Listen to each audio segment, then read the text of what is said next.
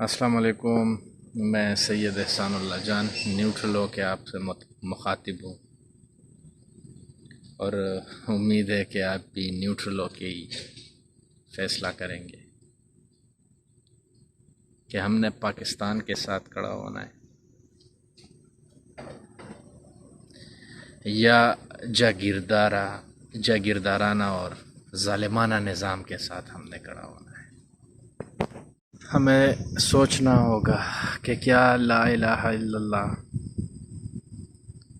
ہمیں غلام بناتا ہے یا آزاد بناتا ہے۔ ہمیں یہ سوچنا ہوگا کہ کیا لا الہ الا اللہ ہمیں حق سے روکتا ہے یا حق کے ساتھ ڈٹے رہنے کے لیے آزاد بناتا ہے۔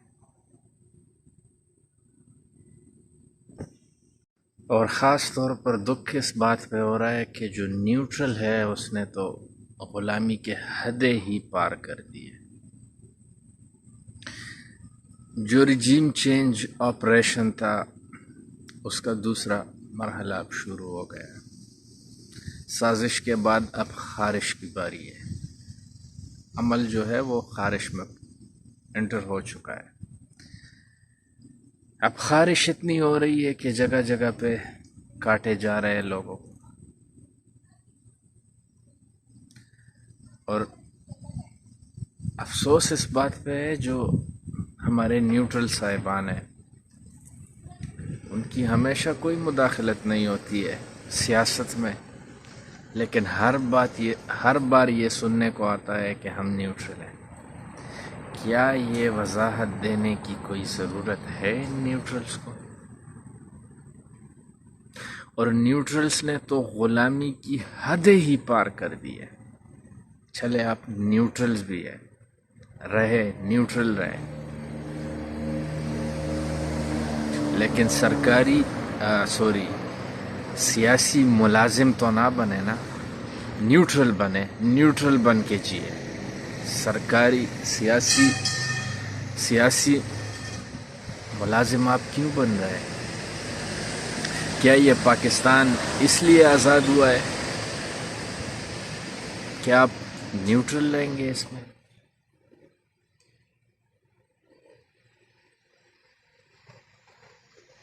اور آپ لوگوں کو تھریٹس دیں گے؟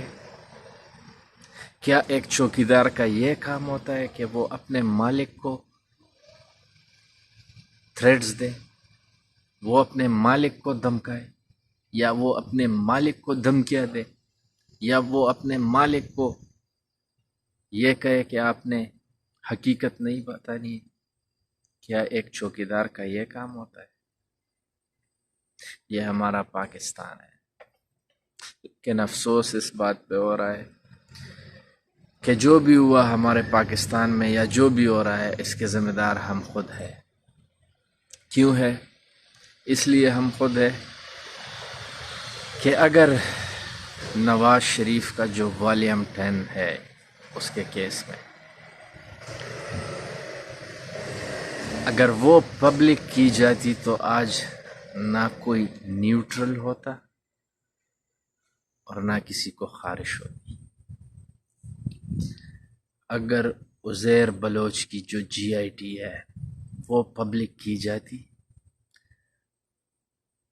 تو نہ کوئی نیوٹرل ہوتا اور نہ ان کو کوئی خارش ہوتی۔ ان سب کے ذمہ دار ہم خود ہیں۔ کیوں ہے؟ اسی وجہ سے ہے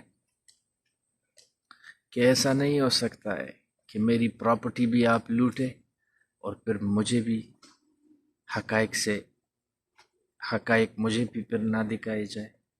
ایسا نہیں ہو سکتا ہے، لیکن ہم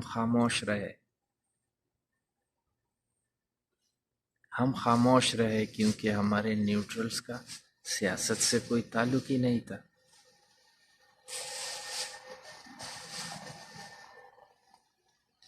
ہم نے خاموش رہ کر اپنے پاکستان کو اس جگہ پہ پہنچا ہے۔ خدا کے لیے اب خاموش نہ رہے، حق کے لیے آواز اٹھائے، حق پہ کھڑے ہو جائے۔ یہ ہمارا مذہب ہی ہمیں سکھاتا ہے، حق پہ رہنا اور حق پہ لڑنا، یہ ہمارا مذہب ہمیں سکھاتا ہے۔ میں امید کرتا ہوں کہ اس بار ہم خاموش نہیں رہیں گے۔ میں امید کرتا ہوں کہ یہ نیوٹرل کا تحفہ ہم اپنے بچوں کو نہیں چھوڑ کے جائیں گے۔ یہ ہمارا ملک ہے، ہم اس کے مالک ہیں۔ ہمارے ملک میں نہ تو قانون نام کی کوئی چیز ہے اور نہ آئین۔ ہماری عدالتیں بہت محنت کر کے جو ہے کام کرتی ہے، لیکن رزلٹ زیرو ہے ان کا۔ رزلٹ ہاں ہے، رزلٹ 100% بھی وہ دکھاتے ہیں، لیکن صرف غریب کے لیے ہوتا ہے ان کا رزلٹ۔ نہ تو نیوٹرلز کو شرم آئی کہ کرپٹ اور قاتل لوگ ہم پہ مسلط کی گئی، اور نہ ہمارے عدالتوں کو۔ لیکن افسوس اس بات پہ ہے کہ ہمیں بھی شرم نہیں آتی۔ نیوٹرلز کو چھوڑے، عدالتوں کو چھوڑے، ہمیں بھی شرم نہیں آتی ان باتوں پہ۔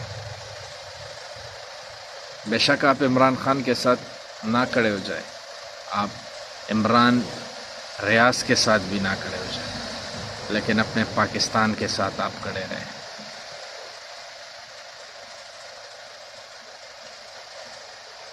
ہمارے نیوٹرلز نے تو غلامی کی حدیں ہی پار کر دی ہے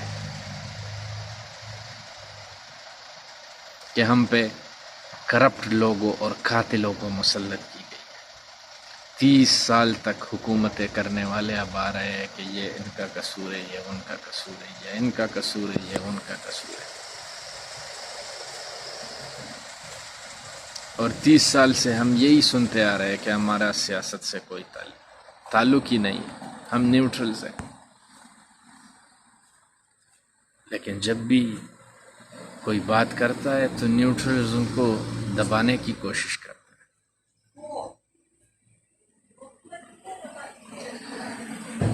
ہمیں سوچنا ہوگا، بحیثیت ایک پاکستانی، بحیثیت ایک مسلمان، ہمیں سوچنا ہوگا کہ کیا ہم صحیح راستے پر جا رہے ہیں۔ ہمیں سوچنا ہوگا کہ کیا ہم اپنے بچوں کو نیوٹرلز کا تحفہ چھوڑ کے جائیں گے۔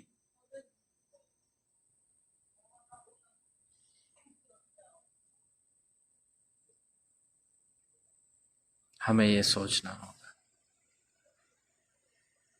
اور امید ہے انشاءاللہ بحیثیت مسلمان ہم حق کے ساتھ کھڑے رہیں گے۔